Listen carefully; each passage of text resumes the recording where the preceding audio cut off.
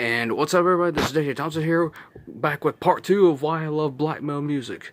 Not because, like I said in the description below, I love it because the musical style of it, not the whole evil imagery thing. But anyway, I'm going to continue with Razor Fist, talking about black metal albums that he likes, and let's see where it goes here. 3, 2, 1, go. And Amagor have mastered it to a degree many of the aforementioned death metal bands objectively fucking haven't.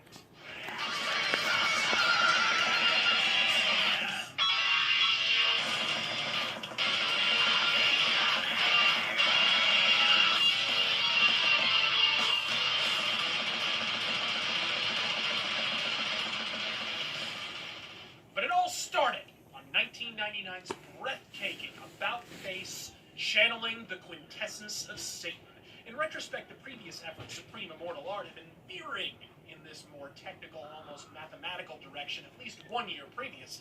But with longtime vocalist Selenius, yes, the same Selenius that founded the protracted exercise in Lord of the Rings worship that is summoning, and his tendency toward more folksy ambient interludes, it was almost a foregone conclusion that the sonic schism on the album in question would ultimately manifest in real life. And sure enough, by year's end, Selenius was out smoking pipeweed with Gandalf, and guitarist and founder Peter Kubik had recruited a new vocalist by the name of Thurisaz, who, thanks to the mix, may as well not even have showed the fuck up. The arrangements, guitar harmonies, and percussive assault of Thomas Tannenberg are clearly front and center, while the newbie is reduced to a reverb-caked whisper beneath it all, but by God, it fucking works. It's rare you say this in connection with black metal, but I recommend if you're gonna listen to this album, do so with a decent sound system or a solid set of headphones. Because a simple car stereo or an iPhone is gonna miss the jaw-dropping complexities unfolding beneath the machine gun fire and buzz.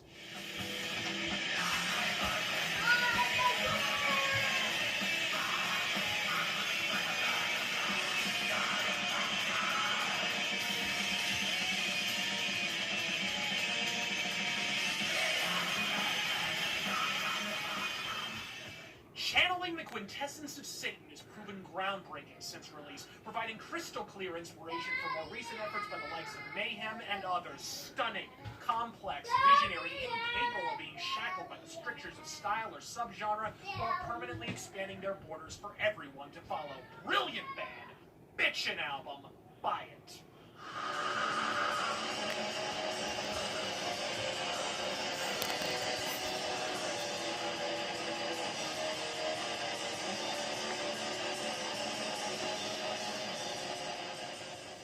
With Norwegian black metal shitting the bed spread in the early 2000s, and Swedish black metal legends coasting on the strength of past glories, it was up to that other Scandinavian moonscape to pick up the bit. Now, Finland boasted black metal since the days of Beherit in the late 80s and early 90s, but by the late 90s, it was apparent that a legitimate movement was spawning in the ice-capped mountains of the Lapland.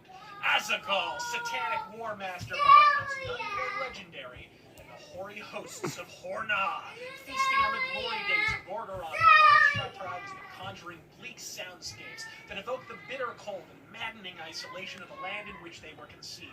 After a revolving door of vocalists in their nascent stage, even briefly featuring the unmistakable shrieking of satanic war master himself, the band ascended to a new level entirely when they finally settled on a permanent replacement by the name of Corvus, whose ear-splitting shrillery soars throughout this exceptional album, featuring the gibberish onomatopoeic title of En Vatnangs Evrosolf Isgantavne, though I'm sure by complete accident, if you take out every even letter and leave only the odd ones, you wind up with Evangels of Satan, which I think technically makes this the band's only English title release. It's the ravishing riffcraft of Shattrath that drives the train here, with spine-chilling 6-string refrains that will bore into your brain for keeps. This is an album that will haunt your wakened dreams.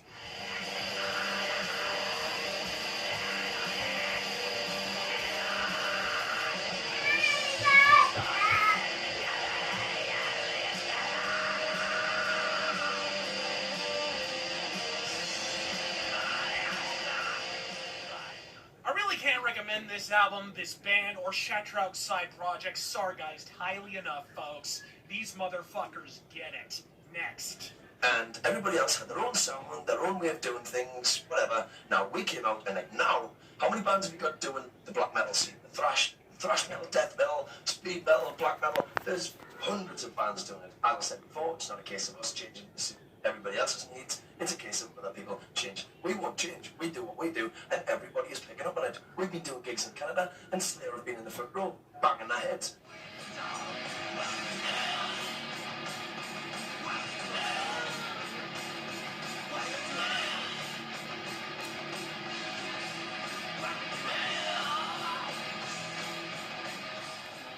Pop quiz. How many albums can you conceivably cite that invented an entire genre?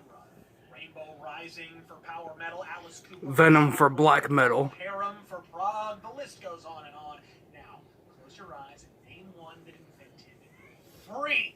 Yeah, about as easy as squeezing Precious into a size 4 catsuit. Now open your eyes, folks. Congratulations. You're goddamn Bingo. right at one. Venom are, without question, the most underrated triumvirate in the history of metal. A band is overlooked in their own genre, as in everybody fucking else's. To black metal fans, they're the geezers who invented the name and nothing else. To thrash nerds, they're a mock Motorhead that couldn't find a tune with a GPS and a dowsing rod. And I'm gonna be straight up about this. If you fall into either faction, fuck you. You're more wrong than Hulk Hogan giving Brooke a bikini race. And it all began That's funny. with the wellspring that is Welcome to Hell. For a band that only coined the term black metal, this record sure as fuck does feature every hellish hallmark from tremolo guitar picking to blast beats to guttural satanic lyrics. But fuck the pioneer status, because that's not what makes this list. This album fucking kills, as in still, as in to this fucking day, the anthemic Poison, the Titanic title track, the gutter fucking gallop of Angel Dust. But for my money, the best track on the record isn't even on the record. Well, any version of the record from before the CD re-release, that is.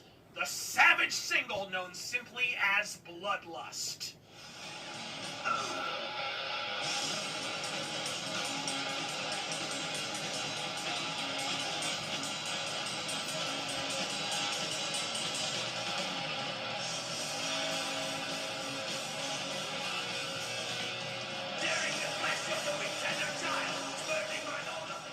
But even beyond the vampiric anthem in question, Welcome to Hell slays from toe to titties. Riff-driven, spine-snapping Satanism sears from every chord. Even if their tongue was fucking embedded in their collective cheek, the impression this single record and its infamous follow-up would bring to bear on the burgeoning black metal movement is outright incalculable. The band's attitude and import can be best imparted, I think, through the band's own verbiage. As frontman, bassist, and band leader Kronos once famously jibed, "Our music is power metal, venom metal, black metal, not heavy metal, because that's for the chicks." Next. You know, the first album was. Oh, I love Bathory. Kind of that time. Got the name out. Right, and we got to know. You know, we went to the studio with the boss, and boss told us just blast off, which we did. Yeah, which we did, and we with the return, it was like I was influenced by different things, and it was probably. The reason why the album turned out a little bit different and weaker was because we were totally drunk during the recording and we were totally into the dark side of life. Oh, I love Bathory's The Return and Under the Sign of the Black Mark, in my opinion.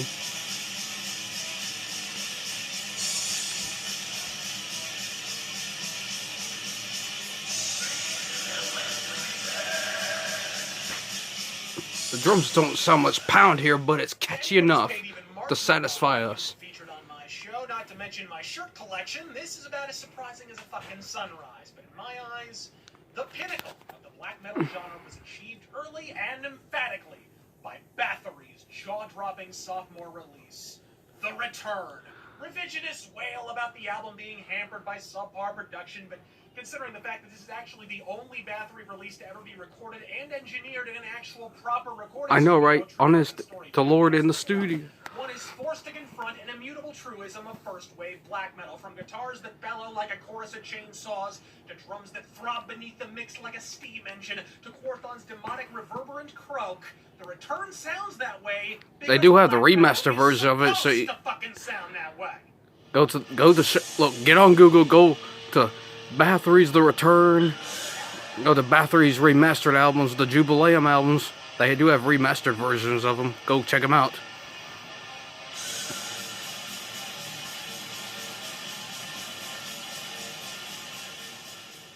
I don't know what's more sad, the third wave black metal bullshit murder merchants remain convinced this record is inferior to Under the Sign of the Black Mark, or that the genre it helped spawn is yet to surpass it 30 Remember, years Venom later. did black metal first. Black Mark is great. I wanted to carry my babies to term, but come the fuck on, folks. The Rite of Darkness, the title track, Total Destruction, and the immortal hellish headbanger by the name of Born for Burning.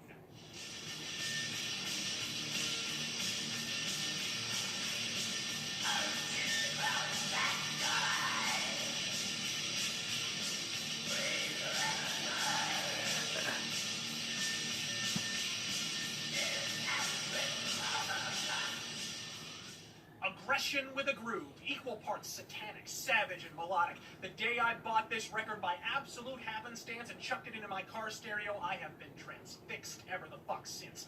It never ages, it's never improved upon. 1985, the same year black metal was born and perfected. The Return. Buy that shit. Don't agree with the list, folks? That's what opinions are for, bitch tits. Nobody has to be a clone of each other. This ain't Sweden. List your top 6 below, but prepare to duel. And that's it, everybody. This is my conclusion of my double video of why I love black metal music. So don't forget to leave comments, subscribe to my channel, and I'll see you next video. Bye.